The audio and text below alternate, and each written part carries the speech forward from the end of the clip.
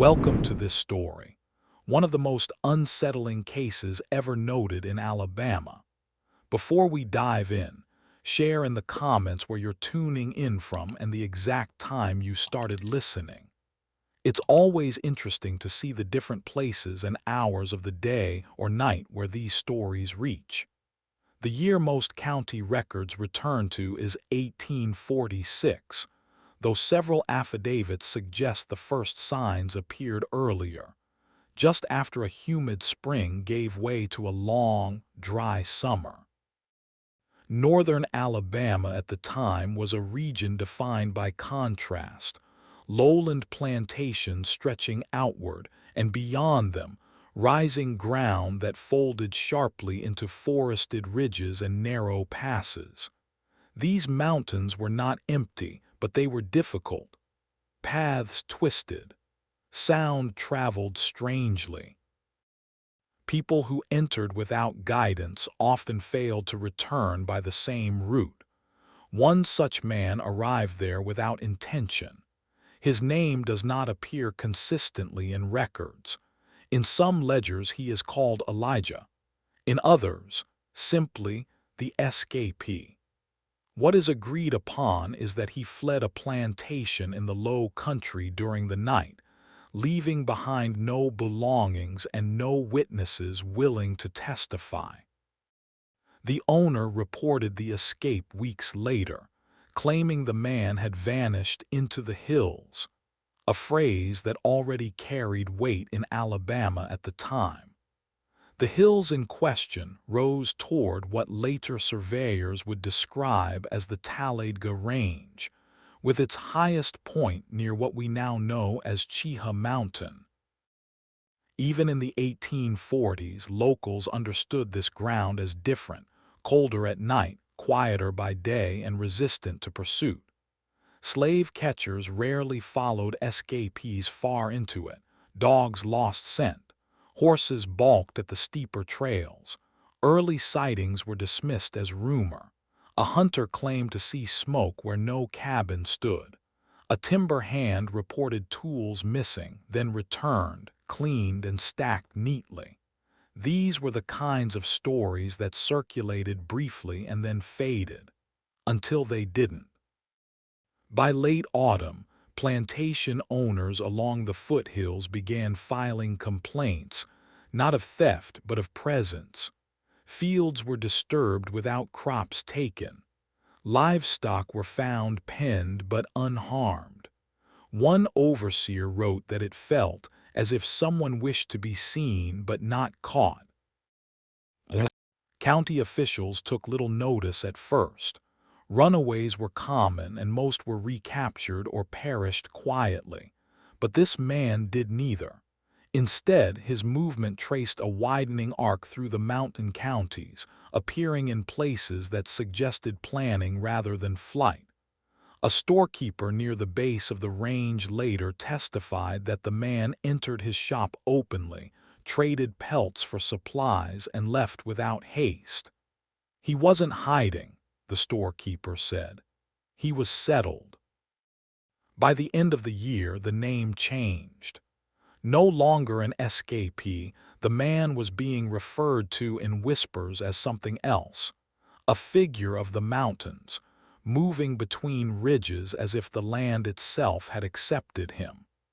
And that was when fear began to take shape, slowly and deliberately, across northern Alabama. As winter pressed into the higher elevations, the stories gained structure. What had once been scattered sightings began to align into patterns that county clerks could not ignore.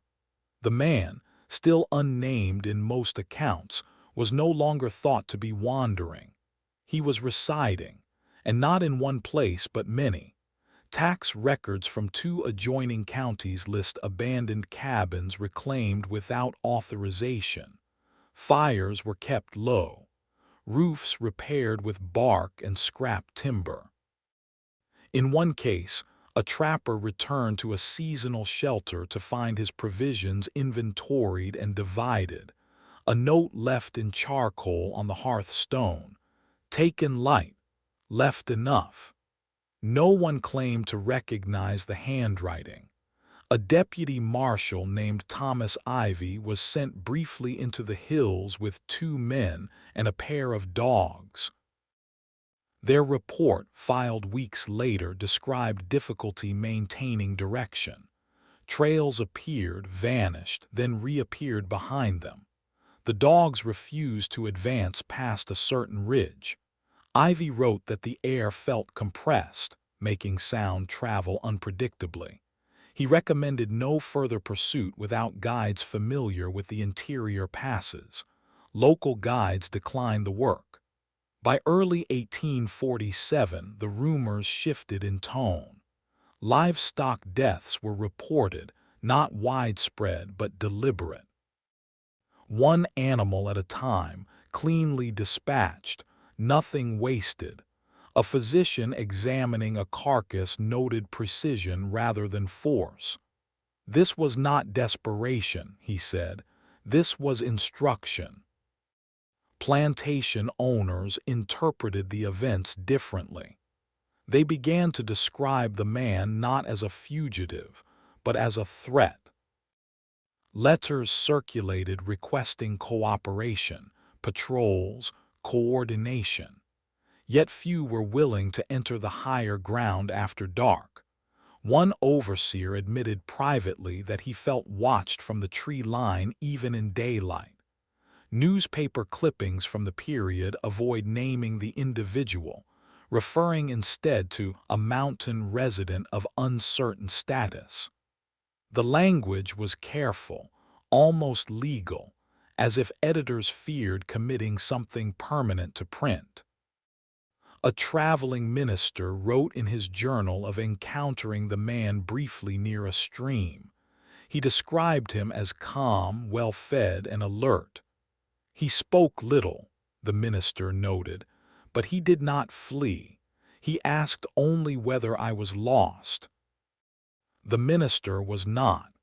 As the sightings continued, fear took on a new quality. This was not the fear of raids or violence, but of understanding, of realizing that the man had learned the mountains faster than those who sought him. He knew which ridges bent sound, which hollows held warmth, which paths erased themselves after rain. By spring, the man was no longer described as hiding in the mountains. He was described as belonging to them. By the time spring softened the higher passes, the county's language had hardened. What had been reported as inconvenience or rumor was now framed as defiance. Notices were posted at courthouses and trading posts offering rewards, not for capture, but for information leading to location. The shift was subtle but telling. Those offering the money no longer believed he could be taken easily. Affidavits collected during this period reveal an odd restraint. Several witnesses claimed to have seen the man at close range, crossing a creek, standing at the edge of a clearing, watching from above a trail. None reported being threatened. None described weapons beyond a long knife and an old rifle, both carried openly but never raised. One farmer testified, "He could have taken me. He chose not to." The mountain counties bordering the Talladega Range had always existed at a remove from plantation authority. Smallholders, trappers, and free families moved in and out of those hills with little oversight. Yet even among them, the man inspired caution. A mill operator told a clerk that he left food out deliberately, not as tribute, but to keep the peace.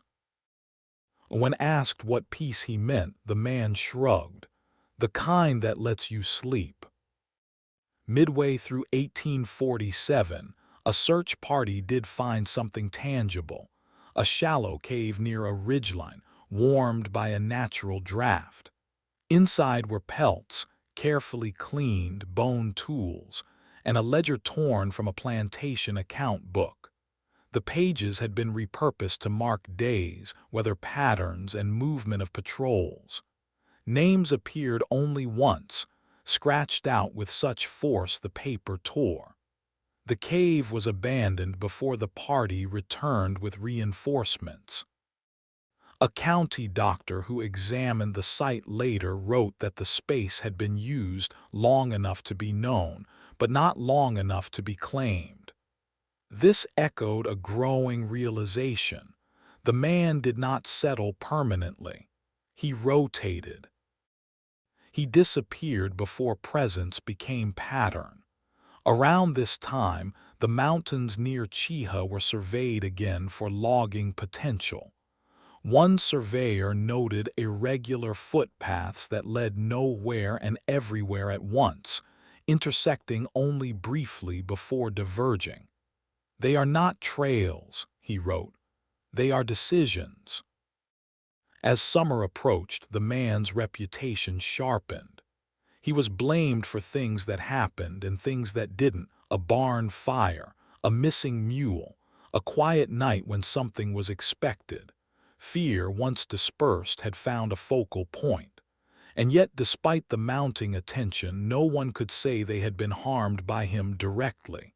That absence, the lack of a clear crime, only deepened the unease, because what could not be named could not be resolved.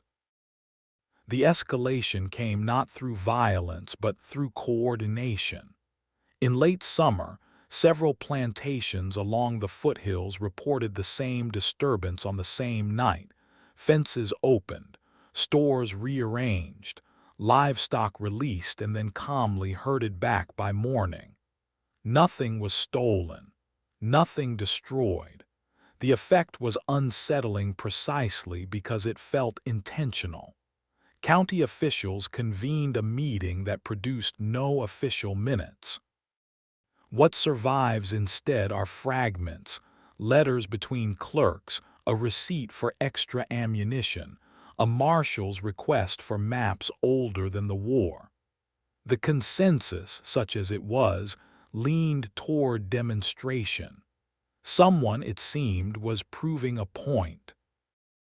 Deputy Ivy returned to the mountains with a larger party, including 2 local trackers who agreed to guide only as far as the lower ridges.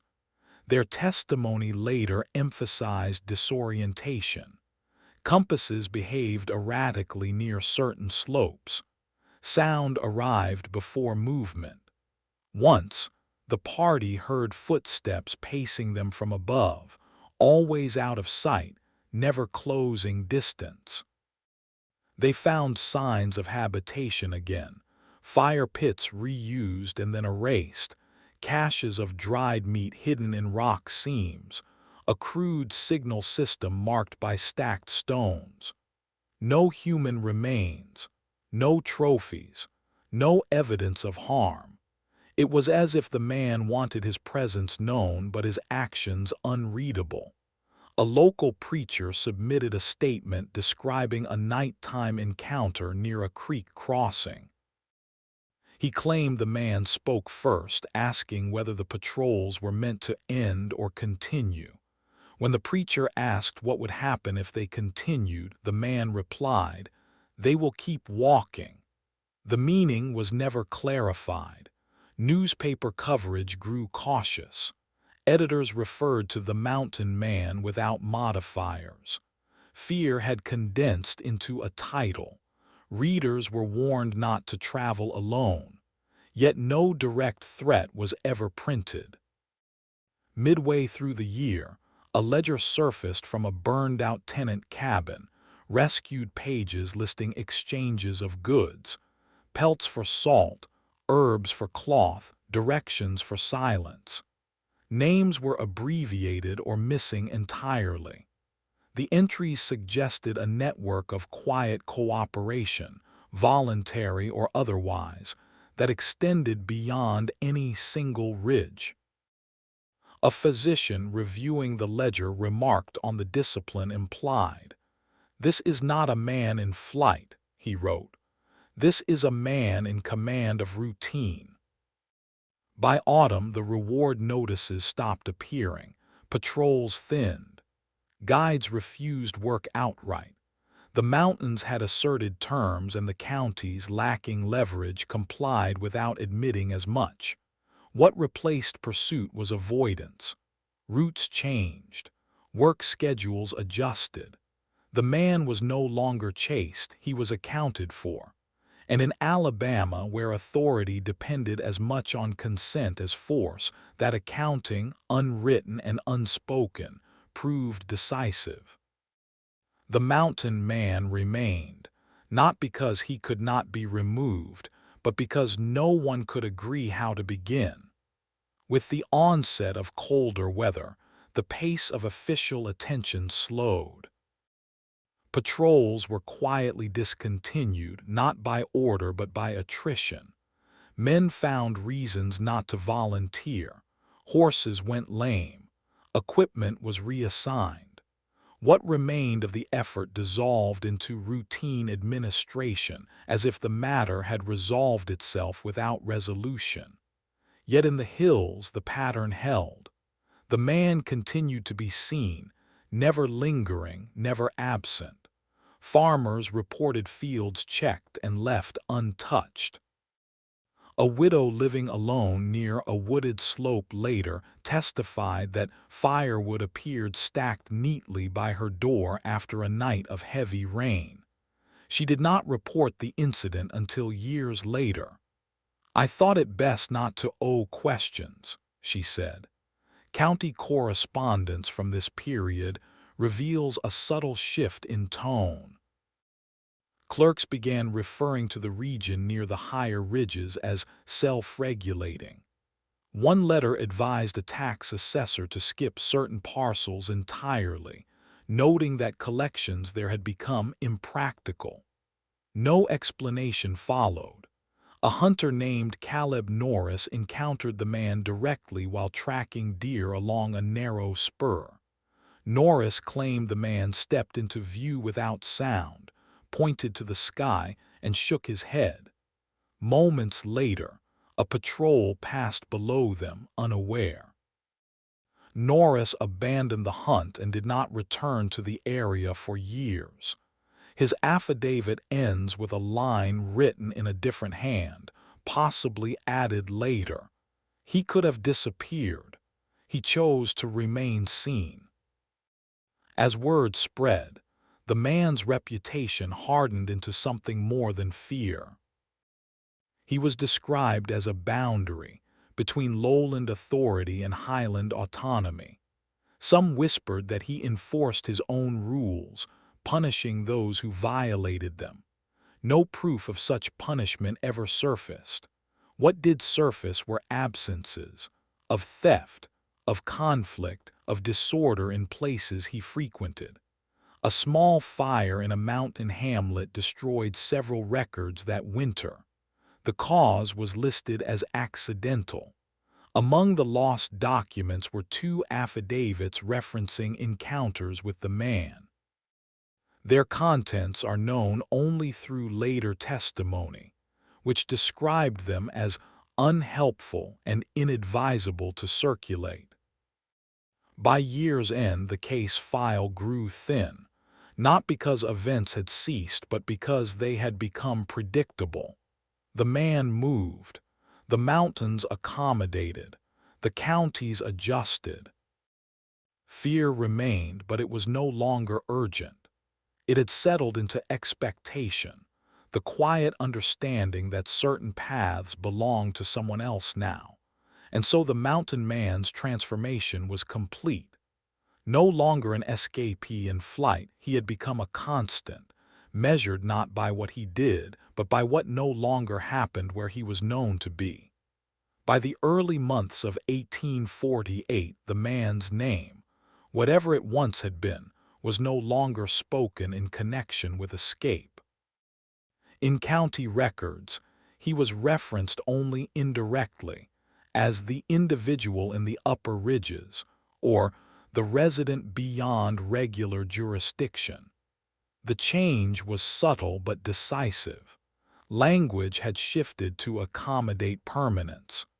A circuit judge passing through northern Alabama recorded a brief observation in his travel journal. He noted that court summonses went unserved in certain mountain districts, not due to resistance, but because no officer would agree to deliver them. The people there, the judge wrote, appear governed by an understanding not written into law. That understanding extended beyond fear. Several affidavits collected later described disputes settled quietly after the man's involvement, not through threats, but presence. A land boundary argument ended when both parties found their fence posts moved overnight to a neutral line. No one admitted responsibility. No one contested the result. Midway through that year, a young doctor named Samuel Crowell treated a wounded timber worker who claimed to have fallen during a night descent. While setting the man's leg, Crowell noticed the wound had already been cleaned and bound with unusual care. The patient admitted that someone had found him hours earlier, set the bone as best he could, and left herbs to dull pain. He said nothing, the worker recalled. He just waited until I could breathe again. Crowell documented the treatment method in his notes, remarking on its effectiveness. He did not speculate on its source. Plantation owners continued to petition quietly for action, but without coordination or urgency. The rewards were no longer renewed. Notices faded from courthouse walls. The matter had become inconvenient rather than threatening. In the mountains near Cheeha, surveyors recorded fewer disturbances than in years prior. Game returned. Timber stands recovered. Some residents attributed this to improved management. Others said nothing at all. A single newspaper editorial questioned whether the man's continued presence represented failure of authority. The editor received no responses, public or private. The next issue carried no follow-up. As seasons passed, the man's figure became less distinct, not because he vanished, but because he blended. He was no longer a disruption to routine. He was part of it. And in Alabama, where control often depended on recognition as much as enforcement, that blending proved more effective than any pursuit ever had. The mountain man remained feared, respected, and unresolved, holding his place among the ridges without challenge. By the close of the decade, the case had drifted into a quieter phase. What had once required affidavits and patrols now survived through habit alone. People adjusted routes without discussion. Boundaries were respected without markers. The man remained present but no longer urgent. County tax books from 1849 show several parcels in the higher elevations listed as unproductive or not assessed. In earlier years, such omissions would have prompted inquiry. Now they passed without comment. A clerk later admitted that no one wished to ask why. Travelers passing through northern Alabama during this period often remarked on the stillness of the upper ridges. Inns kept ledgers noting guests who arrived early to avoid night travel. One entry reads, "Advised against the high pass. Guest complied without question." The reason for the advice was not written. A former slave catcher, interviewed years later, offered a rare candid reflection. He said the mountains had always been difficult, but after 1846 they felt claimed. "You knew," he said, "when you were somewhere you didn't belong anymore." He declined to name who had claimed them. Occasionally, violence elsewhere was attributed to the mountain man. Murders, raids, disappearances. Investigations never supported these claims.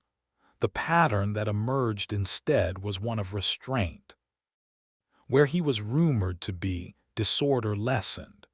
Where patrols withdrew, conflicts settled without escalation. A traveling naturalist climbing toward the higher ridges noted unusual animal behavior. Game paths shifted away from certain areas. Predators avoided valleys that otherwise offered cover. He compared the effect to human settlement without settlement itself. The land responds, he wrote, as though presence alone were sufficient. Late one evening, a male rider reported seeing a lone figure standing motionless at the edge of a ridge, watching the road below. The rider felt no threat and no invitation, only awareness. He did not slow his pace. He did not turn back. By the early 1850s, the man had ceased to be described as dangerous in official language. He was described instead as established. That word appeared in a marginal note on a discarded report, underlined twice. Fear had not vanished. It had matured. It no longer demanded action, only recognition. And so the mountain man's story entered its longest chapter, not pursuit, not conflict, but endurance.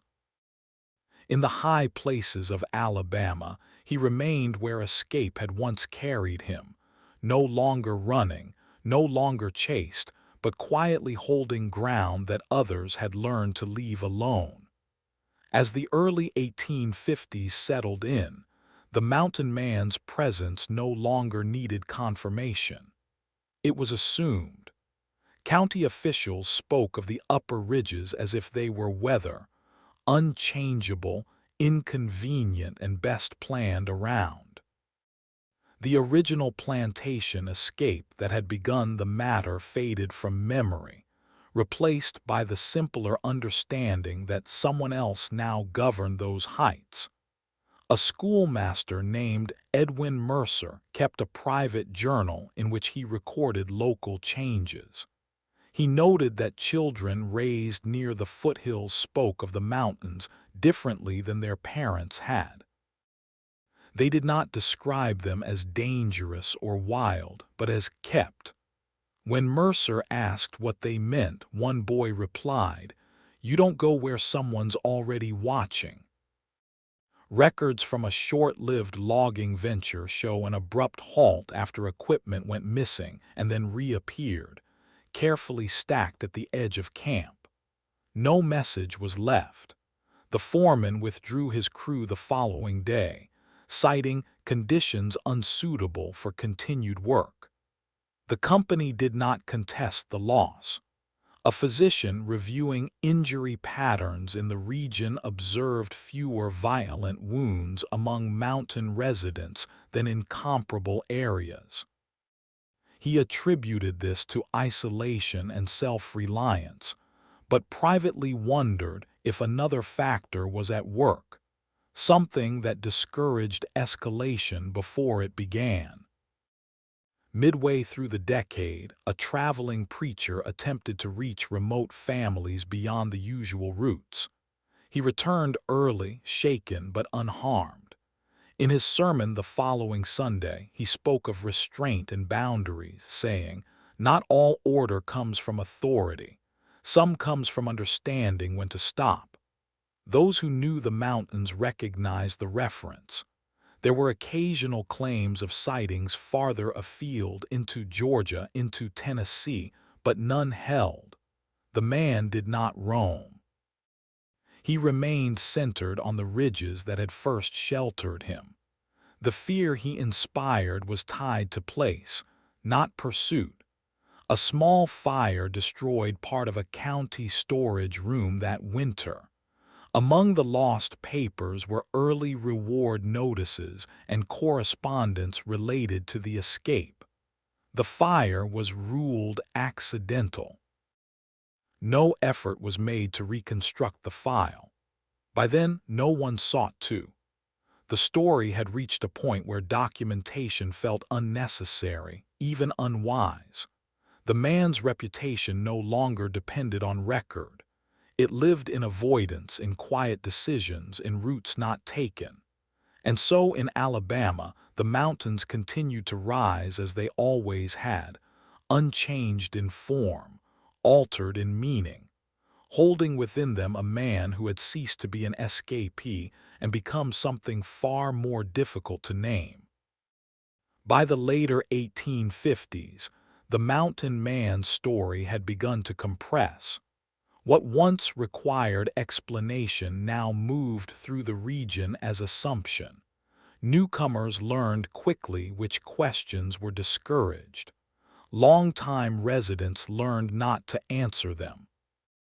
A county assessor named William Hargreave attempted to reevaluate land values near the upper ridges, prompted by interest from outside investors.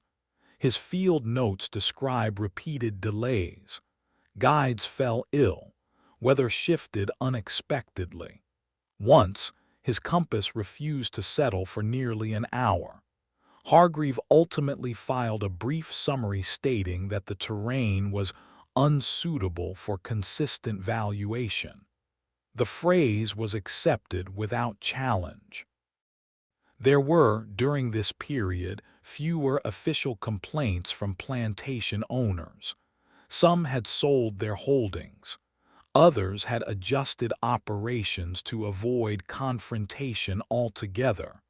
One letter preserved in a private collection reveals a grudging acknowledgement.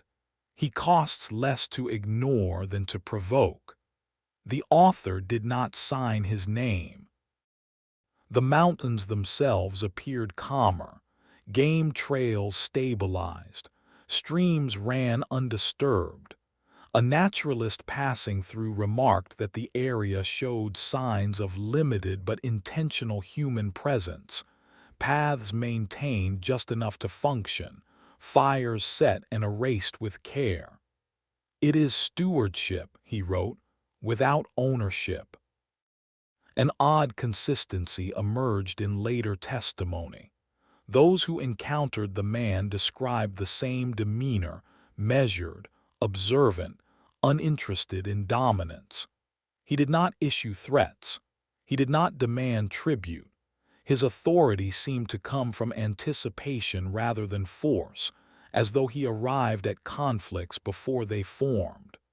A rare incident broke this pattern when two strangers attempted to establish a still near a high pass.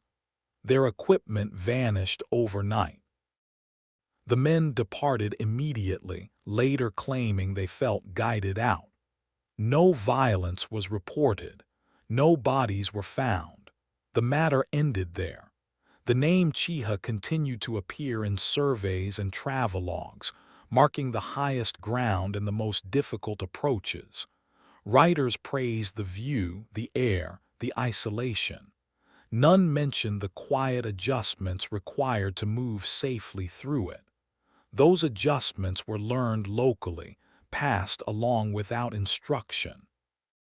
As the decade closed, the man's origin as a plantation escapee was rarely mentioned. It no longer explained anything. What mattered was the present arrangement, a balance held by restraint and mutual understanding. In a marginal note added to a county index, an unknown hand wrote, "Situation stable." It was the last administrative comment of any kind. The fear had not disappeared. It had refined itself. It no longer pointed backward to the escape, nor forward to resolution. It pointed inward toward the unspoken rule that some power once established quietly does not require reinforcement. And in the mountains of Alabama, where endurance often mattered more than control, that rule held, unchallenged, unrecorded, and very much alive. By the early 1860s, the arrangement that had formed around the mountain man was no longer remarked upon as unusual. It had become part of the region's internal logic, understood without being stated, enforced without command. The man himself was seen less often, not because he had left, but because people no longer searched for him. County correspondence from this period reflects a narrowing of attention. Matters of war and conscription crowded out older concerns. Patrol rosters changed. Roads once monitored were left unattended. Yet the upper ridges remained quiet, undisturbed by either side. One officer wrote privately that the mountains seem already decided. A doctor traveling through northern Alabama to treat influenza outbreaks recorded an encounter near a High Creek crossing. He described a man who watched him pass without moving, his posture relaxed, his presence unmistakable. The doctor felt no fear, only a sense of boundary. "I knew," he wrote, "that I would go no farther." In contrast to the chaos elsewhere, the region near the highest ground showed remarkable stability. No new claims. No disputes escalating into violence. A justice of the peace remarked that cases from the mountain districts declined steadily. He attributed it to isolation, though he admitted the trend defied expectation. During this time, folklore began to harden. Stories told to children no longer emphasized escape or pursuit. Instead, they spoke of a man who listened from above, who knew the land so well that he did not need to move to be present. Parents corrected exaggerations gently, insisting there was no magic involved, only familiarity. A small fire at a county office destroyed several older documents, including early notices related to the escape. The loss was recorded perfunctorily. No attempt was made to reconstruct what burned. The relevance had passed. As the war years wore on, travelers from outside the region noticed the difference. One diarist wrote that the mountains felt watched but not hostile. Another noted that locals spoke less, but more carefully, when passing through certain valleys. The man's identity had dissolved almost completely into function. He was no longer discussed as an individual, but as a condition, a stabilizing presence that discouraged intrusion without demanding allegiance. By the time the conflict elsewhere reached its end, the mountains stood as they had before, quiet, self-contained, resistant. The escape that had begun the story now seemed incidental. What endured was the result. And in Alabama, where history often unfolded in layers rather than lines, the mountain man remained, less a figure than a force shaped by patience, restraint, and the long memory of the land. After the war, attention returned to places long neglected. County offices reopened old files, reassessed boundaries, and attempted to restore a sense of order interrupted by years of larger concern. The mountain districts were reviewed briefly and then set aside. Officials noted their continued stability and moved on. A former deputy, now older and less guarded, spoke to a local historian compiling accounts of the region's quieter years. He recalled that before the conflict, there had been talk of finally confronting the mountain man, of resolving the matter definitively. Then other things demanded resolving, he said. When we looked back, there was nothing left to confront. The man himself appeared rarely in testimony from this period. When he did, the descriptions were consistent, older, slower, still alert. A herdsman crossing a ridge claimed to see him seated near a rock outcrop, watching the valley below as if taking inventory. They did not speak. They did not need to. Medical records from a rural clinic show a continued pattern of low violence in the surrounding area. Injuries occurred, but few were deliberate. A physician wrote that disputes seem to dissipate before they escalate. He offered no theory, only observation. Midway through the 1860s, a professor from a southern college visited the Talladega region to study upland settlement patterns near Cheeha. He remarked in his notes that authority in the mountains appeared decentralized but effective. "It functions through absence rather than enforcement," he wrote, describing a social order maintained without visible structure. Some claim the man had trained others, passing on his knowledge of roots and concealment. No evidence supported this. Others insisted he worked alone by choice, not necessity. What could be confirmed was that no successor ever emerged. The influence remained singular. By the decade's end, the man's presence had become nearly symbolic. He was invoked less as a person than as a reminder that the mountains had memory and that certain attempts to reclaim them had already failed once. And so the case, if it could still be called one, entered a late phase. There was nothing left to investigate, only a balance to observe. In Alabama's high places, that balance held, quietly, firmly, without record, shaped by a man who had stopped running long ago and by those who had learned to stop following. By the early 1870s, the mountain man's story had passed beyond active concern and entered something closer to inheritance. Younger residents knew of him not through events, but through absence, of patrols, of disputes, of sudden change. The mountains functioned as they always had, but with an added layer of understanding. County land reviews during this period mention the upper ridges only in passing. One clerk wrote that certain tracts were best left as they are, a phrase that appeared again and again in unrelated files. It was not policy. It was habit, formalized through repetition. A traveling journalist, interested in post-war Reconstruction stories, attempted to gather material from the region. He wrote that locals were polite but evasive, redirecting him away from the higher ground. "They speak of the mountains as if they were occupied," he noted, "but cannot say by whom." Occasional sightings still occurred.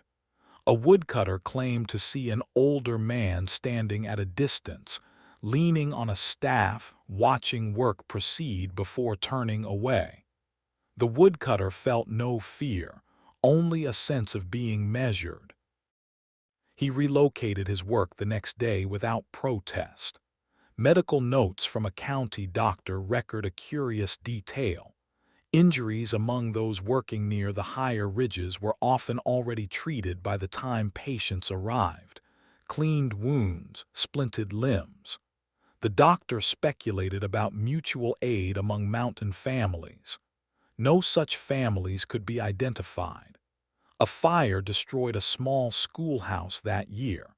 Among the losses were early geography lessons that included hand-drawn maps of the region. When replacements were made, the upper ridges were simplified, less detailed than before. No one objected. The man himself was no longer described in physical detail. Age had blurred those accounts. What remained was function. He appeared when needed. He withdrew when not. No one could say how he knew the difference. By the middle of the decade, the man's original escape from plantation life was rarely mentioned. It no longer explained his place in the mountains. The land did. And so, in Alabama, the story continued without progression. The mountain man endured not as a figure of fear alone, but as a quiet regulator, unseen, unresolved, and increasingly inseparable from the ridges that had first concealed him. By the late 1870s, the case had thinned to its outline. What once filled affidavits and patrol logs now occupied only the margins of memory. The mountain man's presence was no longer debated or tested.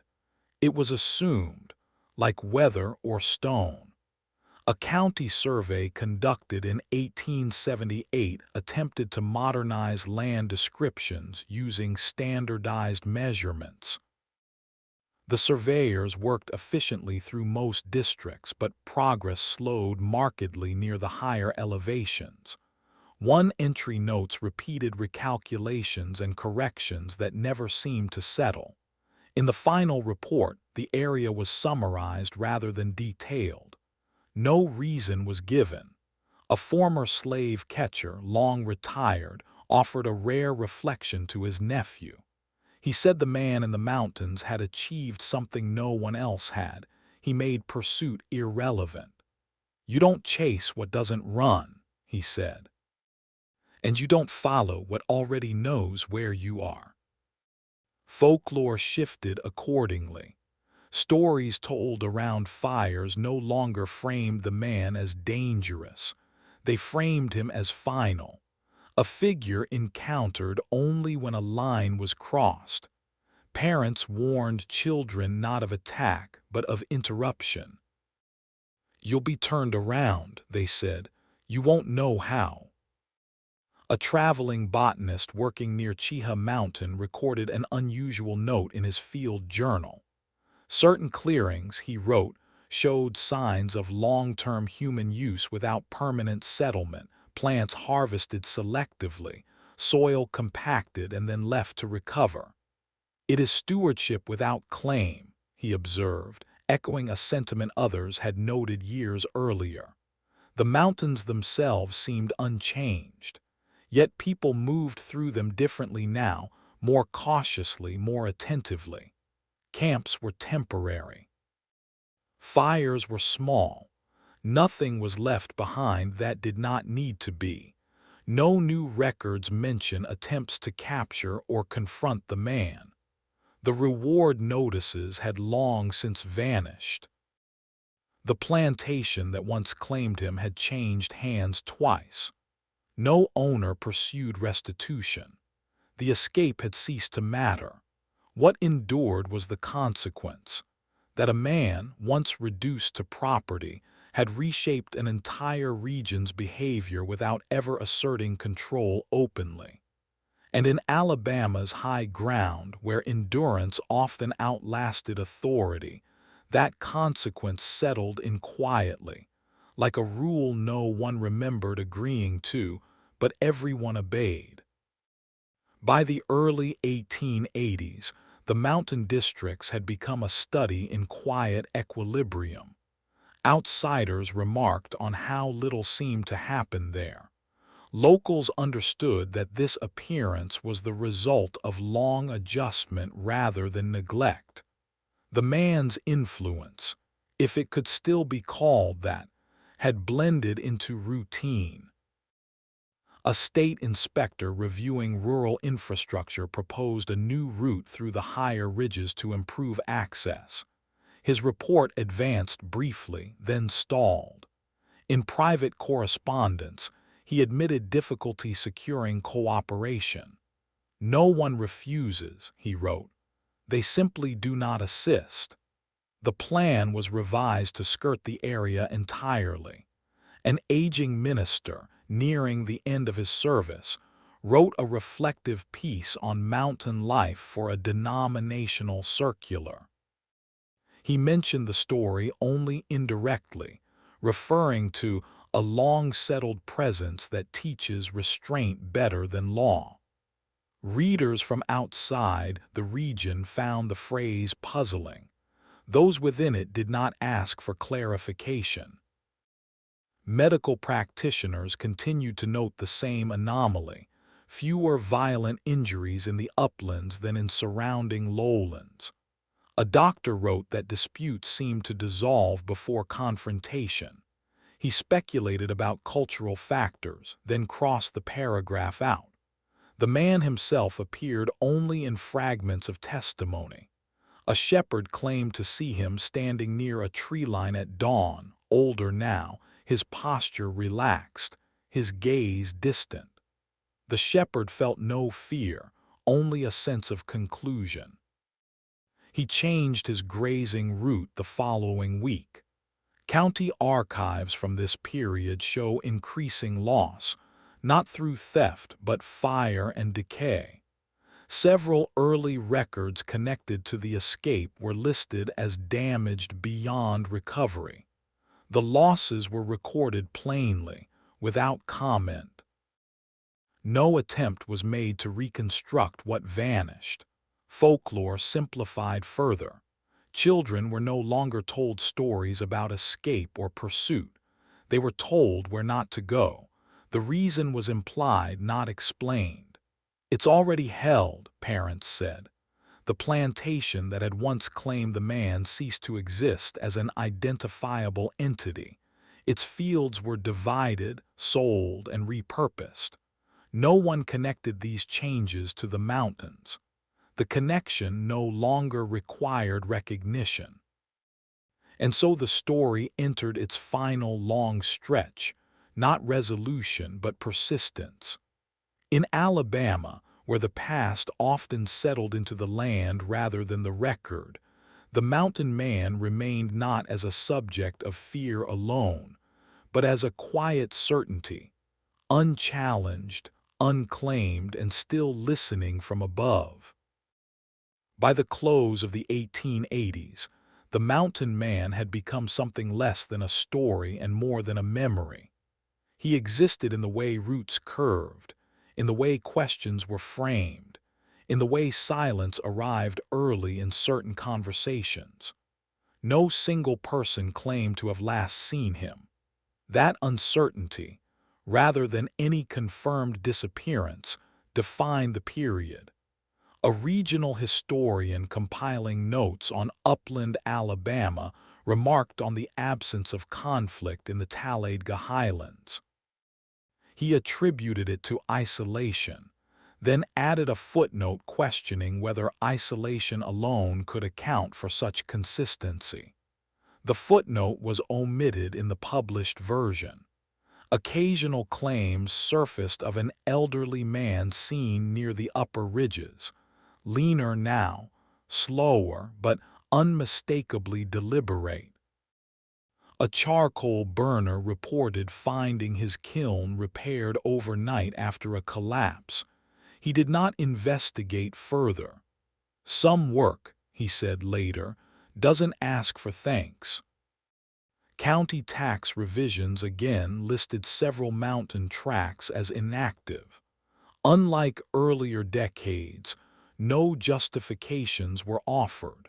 The classification had become automatic. A clerk noted privately that the land behaves better when left alone. A small landslide uncovered an old fire pit near a high shelf of rock. The stones were arranged carefully, reused many times. There were no bones, no refuse, nothing to date it precisely. The site was documented briefly and then reburied after a storm. No excavation followed. Folklore reached its simplest form. The man was no longer described by origin or deed, but by outcome. He was the reason things stayed where they were. Parents no longer warned children of danger, only of disturbance. "Don't wake what's settled," they said. The name Cheetah continued to appear in travel writing, praised for its height and views. None of the writers lingered long. Several remarked on the sense of being observed, not watched closely, but acknowledged. The feeling passed once they descended. By the end of the decade, the escape that had begun the story was nearly forgotten. The plantation records that named him were incomplete or lost. No one sought restitution. No authority pursued legacy. What remained was balance, held not by force but by shared restraint. In the mountains of Alabama, that balance proved durable, resisting both challenge and explanation as years accumulated quietly around it. As the 19th century drew toward its close, the mountains themselves seemed to absorb what little remained of the man's identity. His age, if guessed at all, was a matter of speculation. Some claimed he had grown stooped and gray.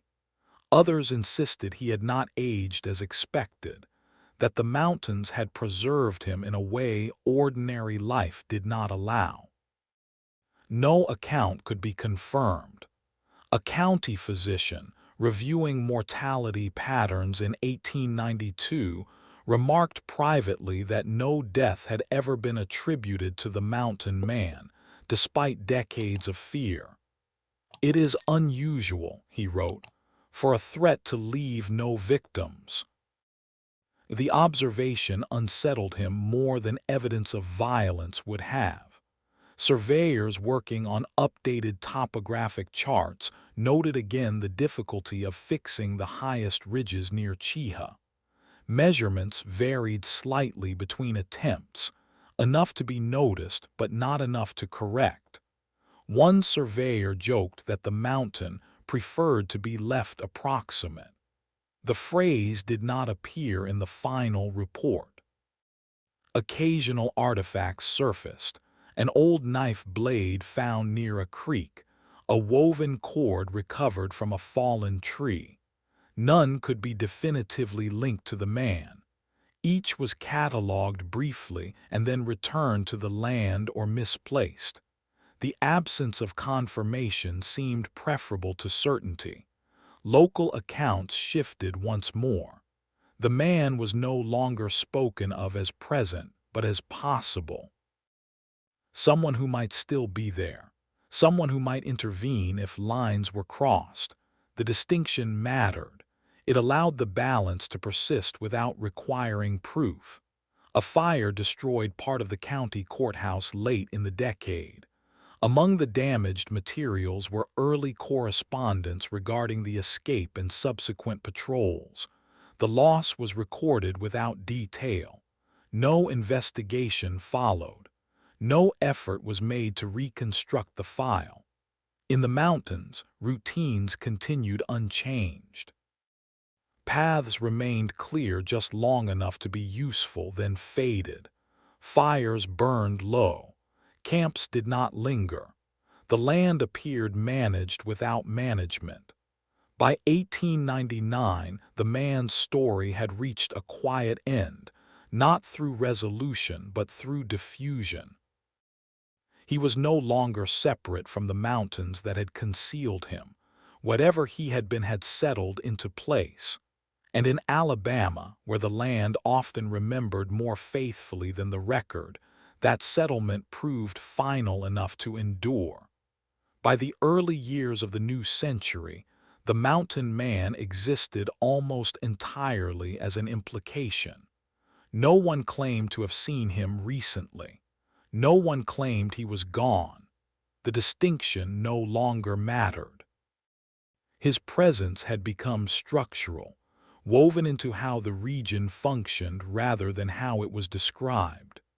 A state historian compiling material on Alabama's upland regions noted a peculiar consistency in oral accounts. When asked about past violence or unrest, residents of the Talladega Highlands often paused before answering, then spoke of calm. Not peace exactly, calm. The historian wrote that it felt maintained rather than achieved. A single anecdote from 1903 survives in a local paper's personal column. A man traveling alone reported becoming disoriented near the upper ridges despite clear weather. He described hearing movement above him without seeing anyone. When he stopped walking, the sound stopped as well. He turned back shortly after. The column drew no commentary. The Ozark Mountains had their ghosts, the Appalachians their legends. In Alabama, the mountains kept something quieter, a restraint passed on without instruction. Children raised in the foothills learned early where paths thinned unnaturally. They learned which ridges were passed only in daylight, if at all. No story was attached to the rule. The name Cheetah continued to appear in guidebooks and surveys, praised for elevation and views.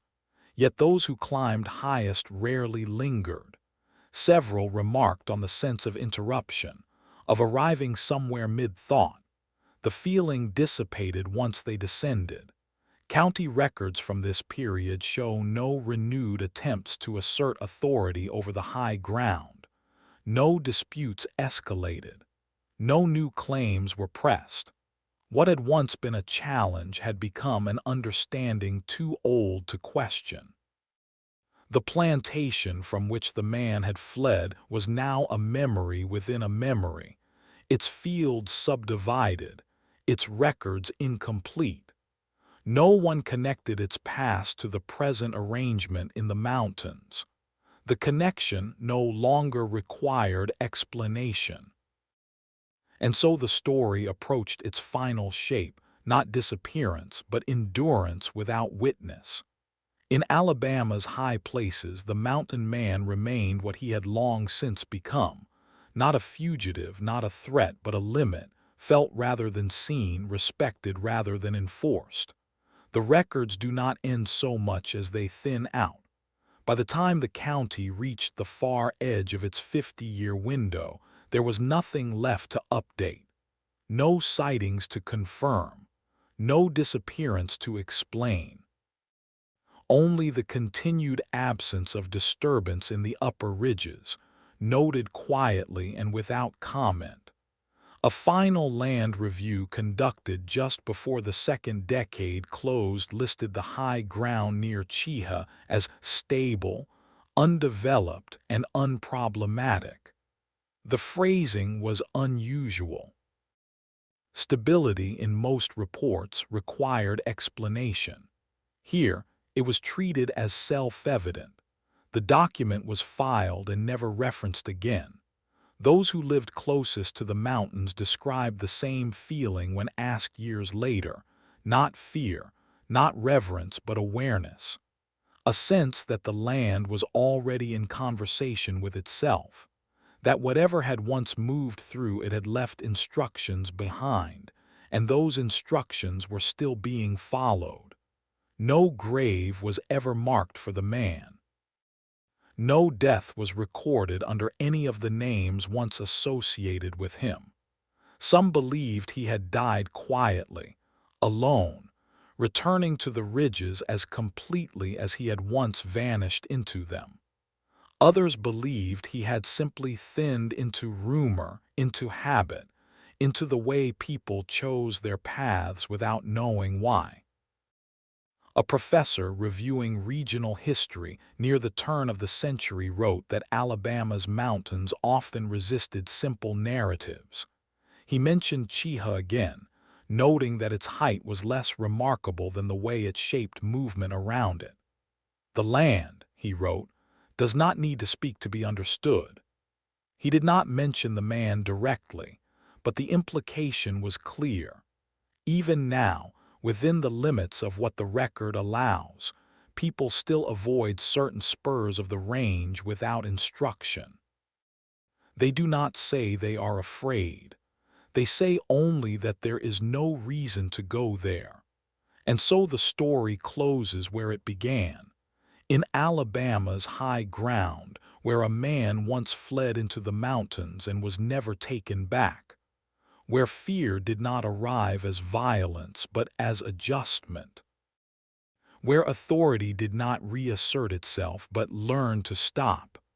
The mountains remain, quiet, undisturbed, and somewhere among their ridges the space he claimed without claiming still holds, unmarked, unresolved, and listening as it always has.